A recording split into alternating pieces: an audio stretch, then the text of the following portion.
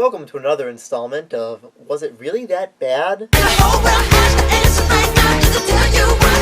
Who's bad? This is where I take a look back at albums that were critically or commercially panned and ask whether or not the hate was really deserved.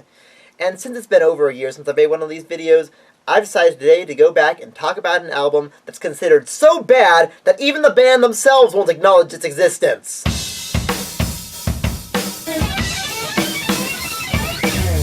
Okay, before I talk about this album, there's a bit of an extensive history I have to get through so you guys can understand its full impact. So if you guys already know the band's history, just skip to this point in the video. The year is 1978. Not a great year for rock. Psychedelic rock and protest rock had died down since their reign in the 60s, and it was before New Wave ever took off.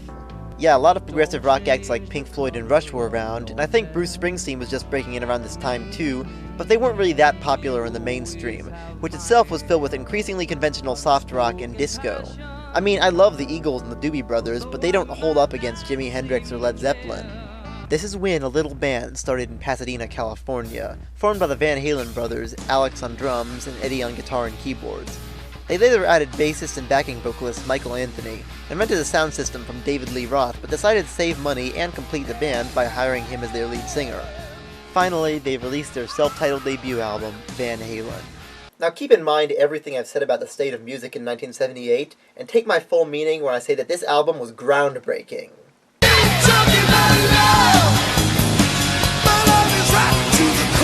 Van Halen's debut was one of the first albums to bring hair metal to a mainstream audience. It told people to stop being so glum and reminded them that rock could still be fun. And I love every second of it. What a strong first note for a band like Van Halen. This album showcases everything great about this band, powered by tracks like Jamie's Cryin', Ain't Talkin' About Love, Ice Cream Man, Runnin' with the Devil, I'm the One, and their cover of You Really Got Me by the Kinks, introduced with the 1.5-minute guitar solo Eruption, where Eddie's guitars screech in your face and let you know right off the bat that they mean business, damn it. So yeah, I would definitely say that this album is their best one, and I mean that in a good way, because with many bands, saying that their first album is their best signifies a decline in quality in their later albums. But with Van Halen, it's just a testament to how strong an album their debut is. But yeah, it was kind of hard to follow it up afterwards. Their next album was Van Halen 2, and I'd be lying if I said it was just as good as their debut. Don't get me wrong, it was a great album, but nothing could beat the first one. After that, however, they kinda started getting predictable. I mean, none of their albums were bad or anything, though some were definitely worse than others, and they'd found a formula that clearly works and stuck with it. But it kind of felt like they were trying to recreate the first album over and over again. Let me put it this way. Remember how their first hit was a cover of the song from the 60s?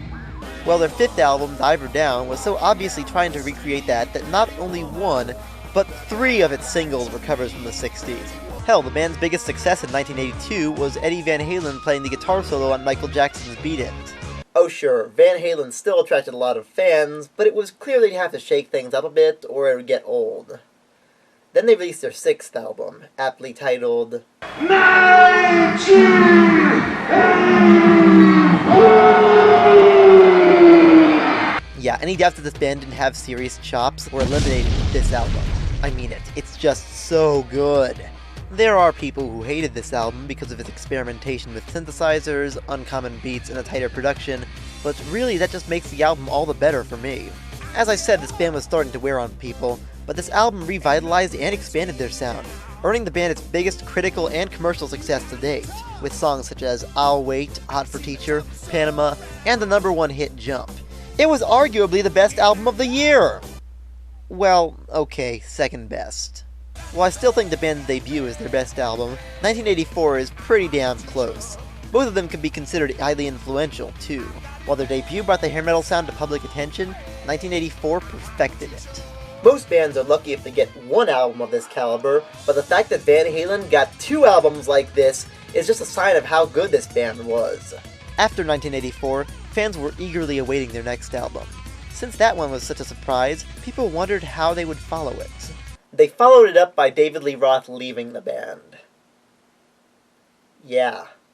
Okay, to be fair, Roth claims that he was actually fired from Van Halen, while Eddie claims he quit. But the point is, they were at the height of their career and needed a new singer.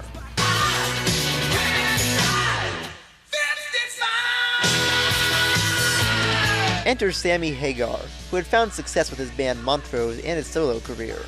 Personally, I've always liked Hagar's music. I mean it, he's a good singer, songwriter, and guitarist. Was he just like David Lee Roth? No, but he wasn't trying to be. Both of them were very different in their approach. Roth had the charisma, Hagar had the better voice. Roth was much more acrobatic on stage, Hagar had guitar skills.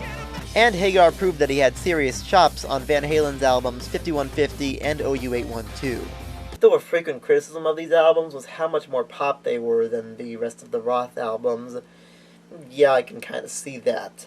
I mean, imagine how jarring it must have been for fans when their last single from the Roth years sounded like this. And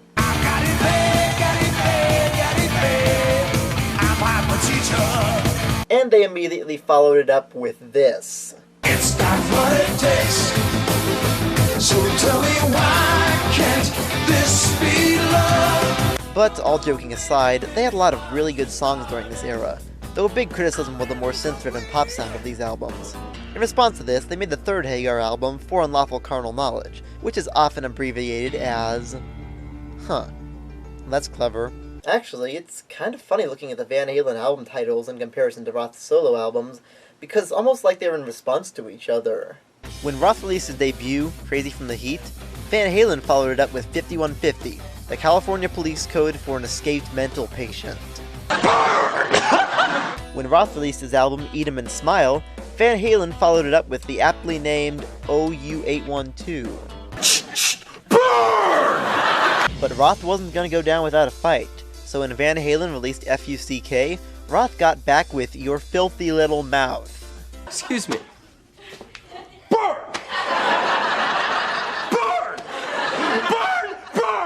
Despite this album's return to the Roth sound, even bringing in Ted Templeman, producer of the Roth albums, FUCK got kind of negative reception, and I've actually gotten a few requests to review it here, but here's the thing. I wouldn't necessarily call it a failure. It still sold pretty well, making it #1 in the album charts and even going triple platinum. Its reception was just kind of mixed, with a lot of people openly saying it was Van Hagar's best album. It produced a high-selling concert tour that was adapted into the live album Right Here, Right Now. Plus, it produced one of Van Halen's best songs with the single Right Now.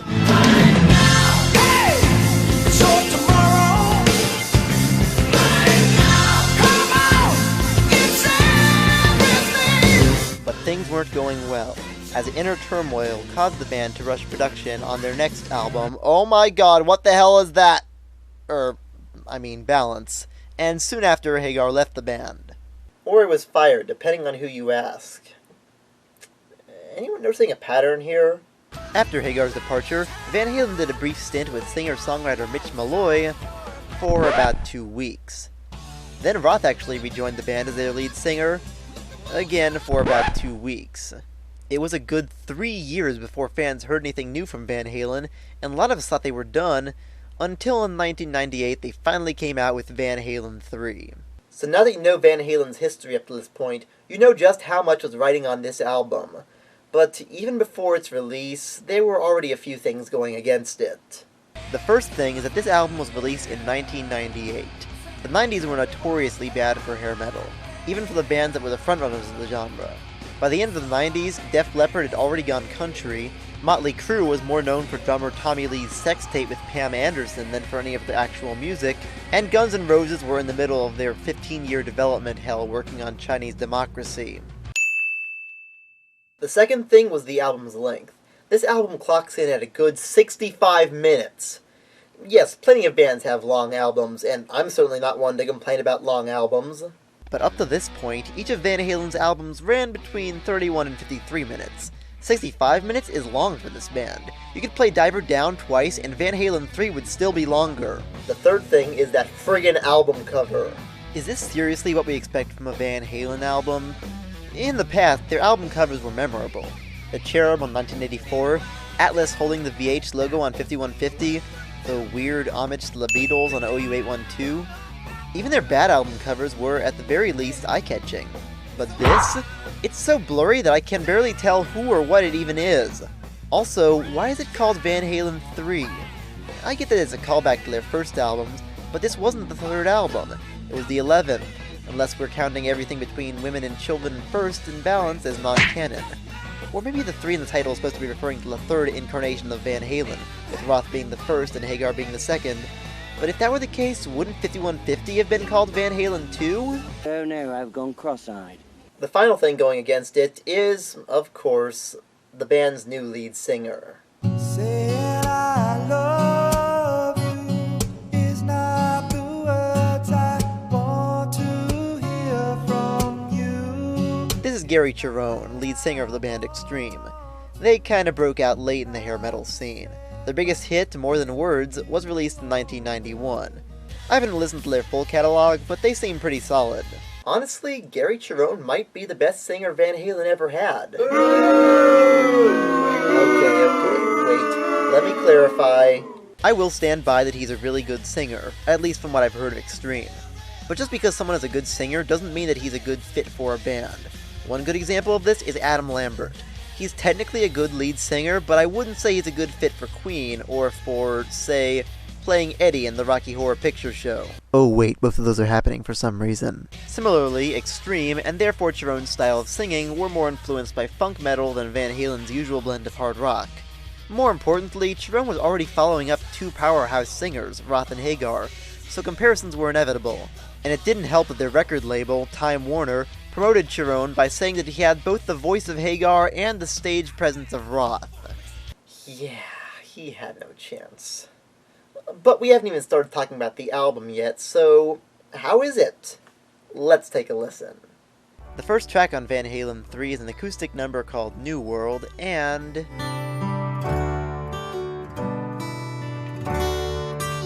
yeah, I already have a problem. The first song on an album usually sets the stage for the rest of the album, and other Van Halen albums that accomplished this. Running with the Devil was a totally new sound, and The Cradle Will Rock was bigger and heavier. 1984 was more synth-driven, Good Enough showed that Sammy was a suitable replacement for Dave, and Pound Cake marked a return to the band's hard rock roots. Hell, even the first track in their previous album, The Seventh Seal, was interesting, as it started with monks chanting before moving into a U2-style guitar riff. But the mood that this song sets for the album? Boring. Okay, to be entirely fair, it is a pretty song at least. The guitar playing is nice and goes well with the piano. It's not like anything sounds bad, but it doesn't really sound like Van Halen at all, now does it? The only part where it starts to get interesting is near the end, when it switches to minor chords. Whatever, so the intro's a little weak. Plenty of bands have lackluster opening tracks. Maybe things pick up on the second track, Without You.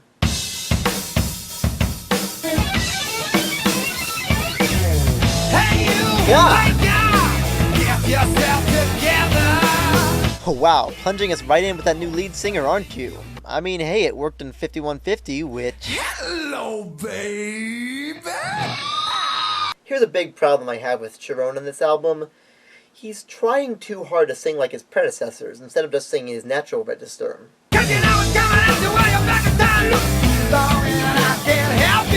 And trying to sound like both Roth and Hagar is very difficult because they both have very different singing styles. Just listen to both their takes on the same song.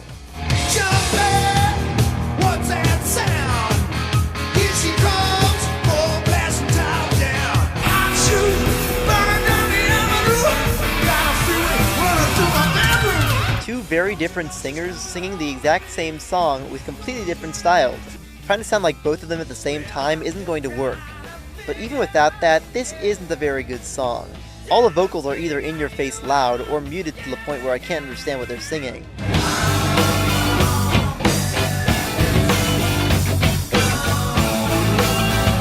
The part where the guitar modulates up right before the chorus is pretty good though, but the chorus itself? There must be some kind of way that we can make it right. I mean, it's not bad by any means, but it lacks the punch that Van Halen hooks usually give us. Not to mention that it's followed by a guitar solo that I'm 90% sure is out of tune.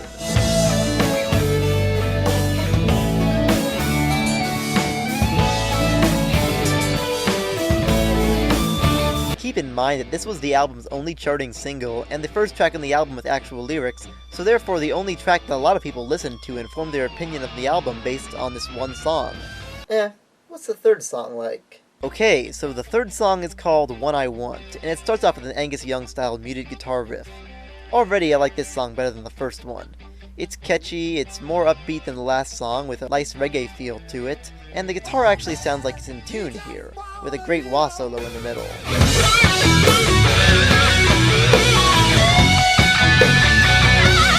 Really, what brings this song down are the lyrics. Granted, Van Halen have never been masters of lyrical depth or anything, but here? Looking for attention. In what comic does Batman do that? I always thought he wanted as little attention as possible. Looking more like your daughter. What? Candyman, yeah, the Candyman, yeah. Really? A Willy Wonka reference? Of all the points in that movie I figured you'd reference, I thought it would have been this one. The singing doesn't help either. There's just something that feels forced about it. Not only that, but Michael Anthony's harmonies are turned way down in the mix, and in the past, those have always been part of their signature sound. Actually, in general, Michael Anthony is barely audible. Bass is practically non-existent in the track so far. I'll get back to that later, trust me. But meanwhile, let's just go on to the next track, From Afar. This song in particular is a slow-tempo ballad in the style of much of their output with Sammy Hagar. Again, I like the instrumentation here, especially this opening guitar riff.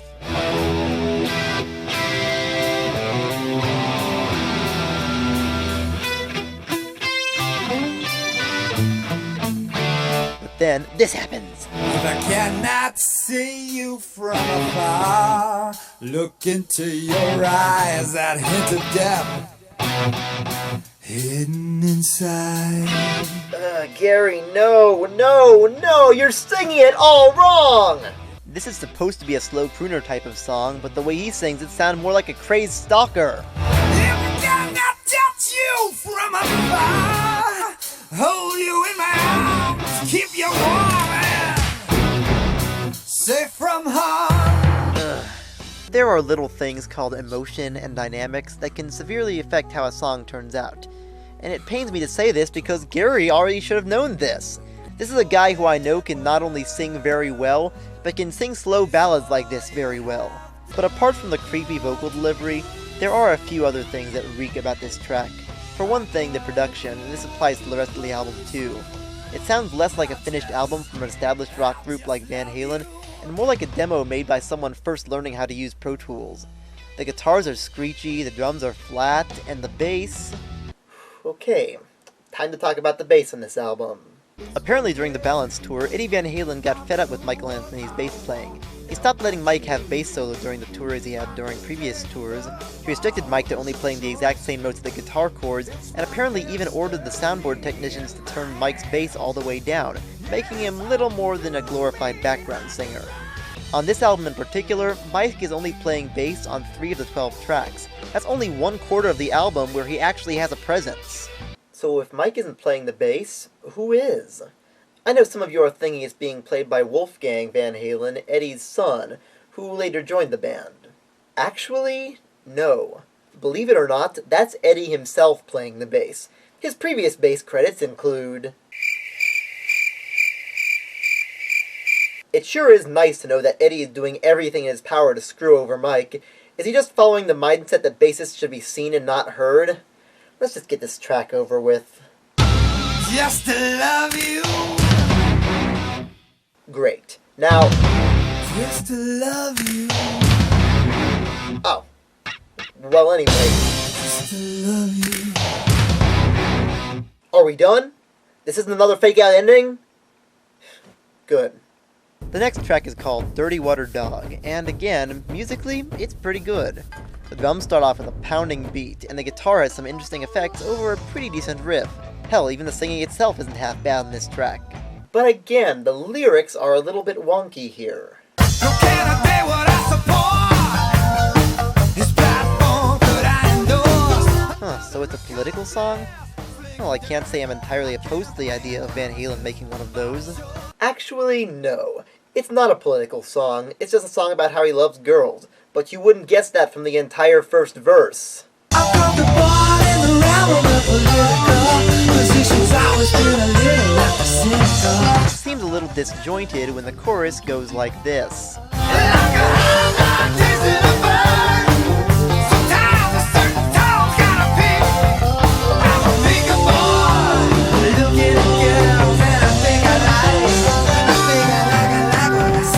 Then in the next verse, he goes on talking about religion. Can't comprehend the meaning of the metaphysical.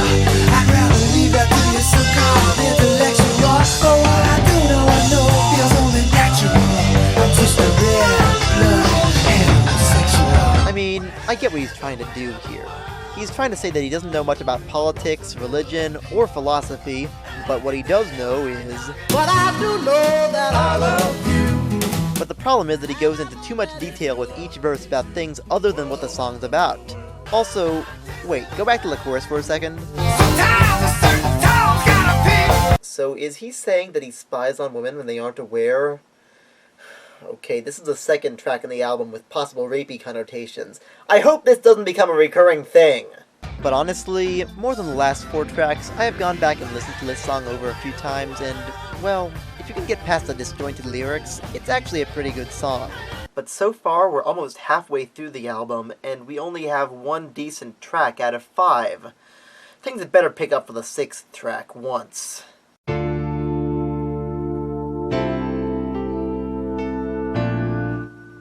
What the?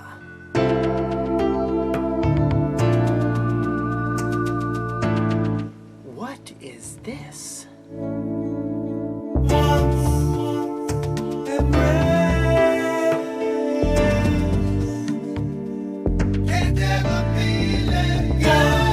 It's like no other Van Halen song I've ever heard.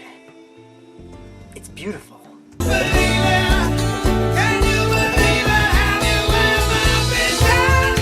Okay, if you take nothing else from the rest of my video, at least know that Once, the 6th track in this album, is definitely the best song here.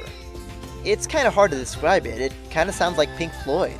Granted, think less The Wall and more The Division Bell. One of the good tracks in The Division Bell, mind you. But still, not a direction I would have imagined Van Halen taking. I mean, the solo here is about as Gilmore-esque as you can get.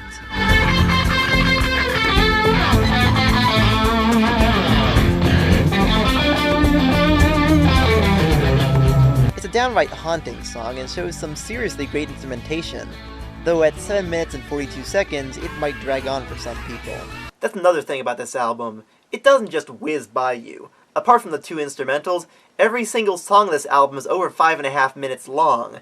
And trust me, some of the songs here are brought down by the length, but this one uses its longer time to its advantage, and it totally works! So between Once and Dirty Water Dog, the last 2 tracks have signaled an increase in the album's quality. Let's hope it keeps up that trend with track 7, Fire in the Hole.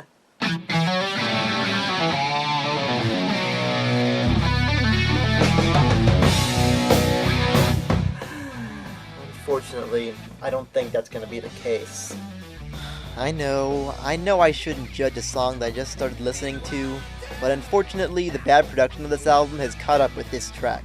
The drums have no presence or soul to them, and the bass is barely even audible, and this is one of the few times in the album where Mike is actually playing bass. Also, it seems as though Gary has just given up and started spouting nonsense. Sweet song, filibuster. The hell's a filibuster? That's not a word. Come on, smiles and tease. I'm Calgary. You got a mind now. Decavities isn't a word either. You're not Dr. Seuss, man. You can't just make up words. And yeah, I used to make up words in my songs as well, when I was 10! It doesn't help that the way he sings sounds less like Gary Cherone and more like Gary Glitter. Well, minus the pedophilia. There is no way I could have said that without it being awkward. Plus, at the end, he just starts screaming like a madman.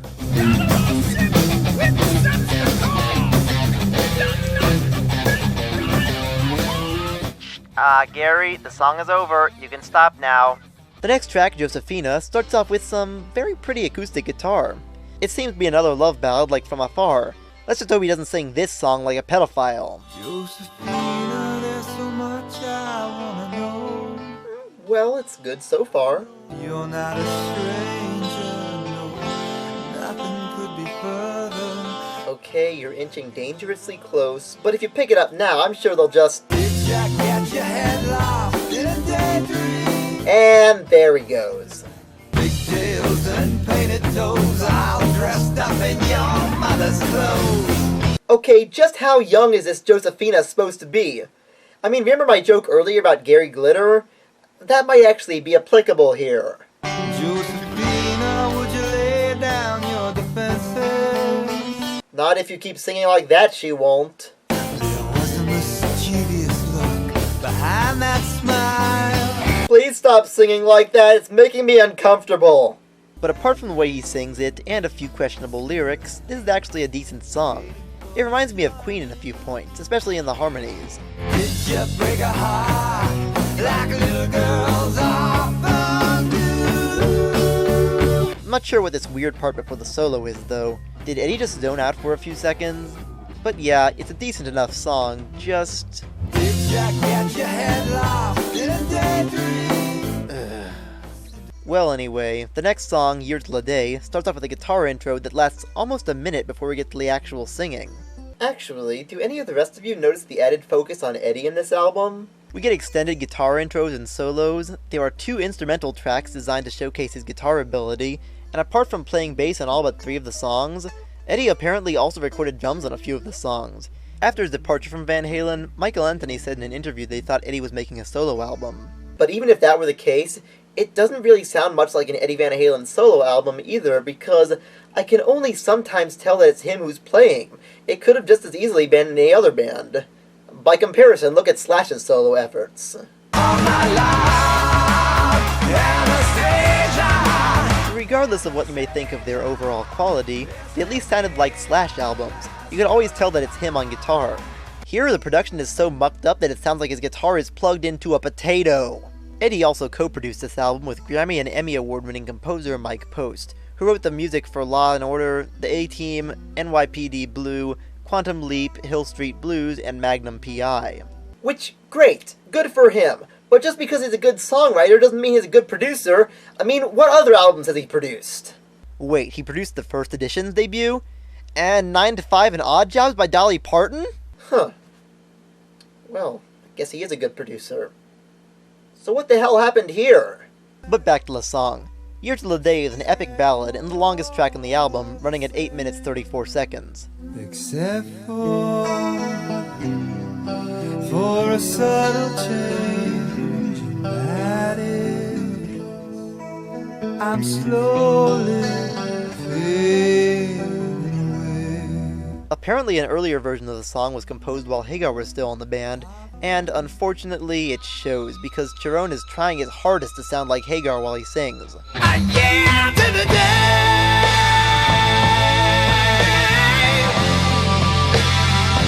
Since you ran away. Musically, this song very much reminds me of Love, Rain or Me by The Who, like if Van Halen did a cover of Love, Rain or Me. But the thing is that this type of song demands a Roger Daltrey-esque vocal delivery, and Cherone just doesn't bring that to the table. Hell, he doesn't even bring an Eddie Vedder delivery. Another thing is that this song's length really shows here at some points. Listen to the length of time between the verse and the chorus.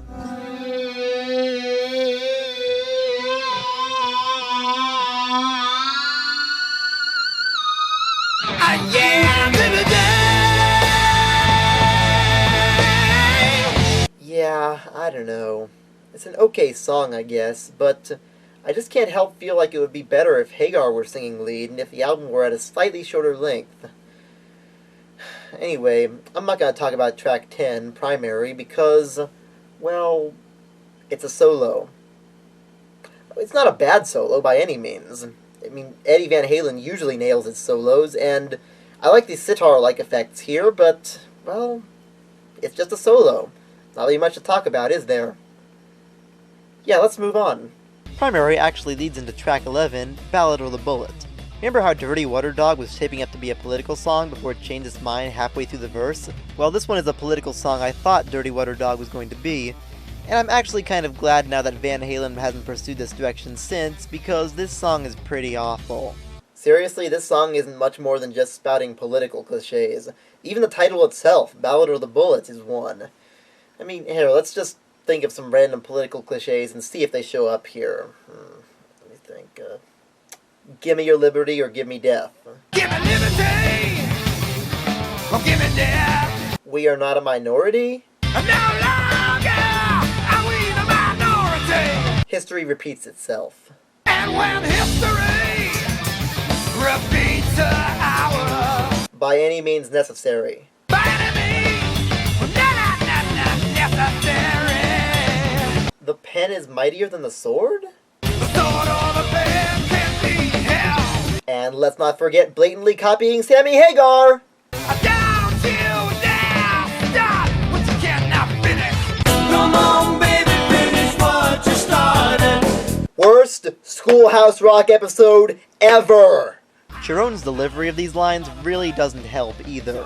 And again, I feel really bad saying that because Cherone is not only a good singer, but also seems like a decent person. For real, read any interview with him and he comes off as a genuinely chill guy. He just seems to have good memories about his time in Van Halen, is the only ex-member who doesn't hate Eddie, and hell, when pressed on about the failure of this album, his response was pretty much just, I was in Van Halen, that's gotta count for something, right? And for a group known for containing some of the biggest egos in rock, yeah, I'd say that does count for something, but nevertheless, we're at the final track here, How Many Say I, and, well, this album can still be redeemed. I mean, hell, it worked for Hot Space with Under Pressure. All we need is a great closing track, a track that delivers the final punch to make Van Halen 3 a flawed masterpiece. Something well written and well performed, both musically and vocally. Are you ever so silent when she wanted to talk? Or couldn't keep quiet when she needed a hug? Instead, we get How Many Say I, a song that is generally regarded as one of Van Halen's worst. How many say I? Yes, that's Eddie singing lead, and he really should have stuck the backup because my god is this embarrassing. I know I said I like the Floydian direction of Once, but of all the things to take from Pink Floyd, Roger Waters' singing voice was not one of them. Seriously, this song sounds like it was sung by a drunk person. Mainly because it was sung by a drunk person! Gary sings backup too, and the entire thing is just painful to listen to. And then say I love you, but aren't willing to show. This is in part because it's legitimately an alright track. There are no wonky lyricisms here, and the instrumentals are great. I like the piano playing and the strings that come in near the end, but the vocals... Just no, man. What made Eddie think it was a good idea to sing lead? Between playing guitar, keyboard, bass, drums, and now singing lead, was he just trying to become the next Paul McCartney? And this is a song that puts the final nail on the coffin of Van Halen 3. I wasn't joking earlier when I said that Van Halen denies this album's existence. After this album bombed so hard, they won't even sell it on their website. So, was it really that bad? Well, yes and no. Really, How Many Say I symbolizes this album's biggest flaw, the wasted potential. The tracks here are well written as far as the music goes, and there is some nice experimentation present. There are even some that I can get behind to listen to again. If a few things had just been smoothed out, it would have been regarded much better than it was. But as it is, I can't really recommend it. But let's not mince words here. This album killed Van Halen's career! I don't think anybody left this album with their careers intact. Van Halen 3 was the band's lowest selling to date, and the corresponding tour also bombed. Apparently the band got back into the studio with Cherone to record another album that sounded much better, but it was never released because Warner forced Eddie to fire Cherone, only to drop Van Halen anyway. They did a brief stint with Hagar that went nowhere, and then Michael Anthony was fired. Or he quit. Again, both sides tell different stories. After Eddie was sent to rehab and went through a nasty divorce, Van Halen have since reunited with Roth and have Eddie's son Wolfgang playing bass. But according to most fans, they kinda sound like crap now. Michael has since been touring off and on with Hagar's band Chickenfoot. As for Cherone, he's been doing some stuff with Extreme and his side project Hurt Smile. Okay, so maybe none of them are doing horribly or anything, but it's still far from their glory days. Anyway, yeah, Van Halen 3 is definitely their worst album, but certainly not bad enough to warrant its reputation, nor bad enough for the band themselves to deny that it exists. Now, who the hell could that be? Hold on, guys.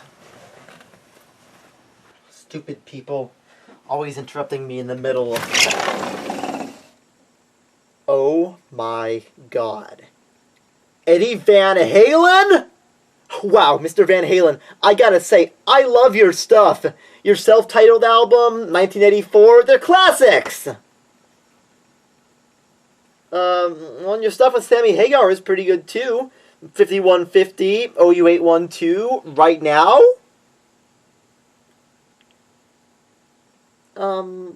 Why aren't you saying anything? What's that? Oh god, I must have blacked out or something. That's weird. Anyway, yeah, that's why I think that Van Halen's 1978 debut is by far their worst album. Wait, no, that's not right. Now that I've tried to talk to you and make you understand, all you have to do is close your eyes and just reach out your hand.